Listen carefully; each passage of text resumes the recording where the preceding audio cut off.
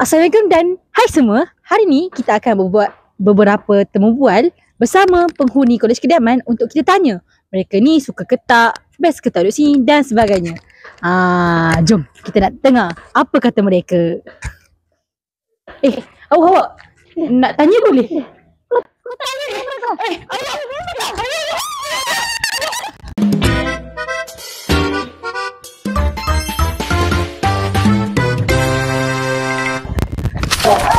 Jom kita berbual dengan penghuni Kolej Kediaman kita kat belakang.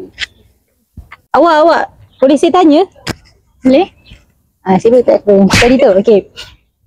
Apa yang seronok dekat Kolej Kediaman ni dan apa keistimewaan yang ada dekat Kolej Kediaman? Antara keistimewaannya macam sekarang lah, ada kemudahan untuk kami lepak. Lepas tu kalau malam-malam pun macam ada lampu-lampu cantik malam-malam ni. Banyak makanan. Kadang-kadang ada student buat jual air dekat tu. Itu apa kata penghuni Kolej Kediaman kita yang pertama. Jom tengok sesi temu bual yang itu sesi temu bual yang pertama. Jom kita dengar sesi temu bual yang kedua.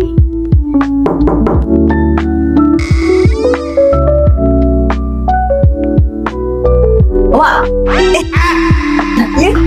Saya nak tanya boleh? Boleh. Okey. Awak sebagai penghuni Kolej Kediaman, apa yang seronok dan apa keistimewaan dekat dalam blok Kolej Kediaman?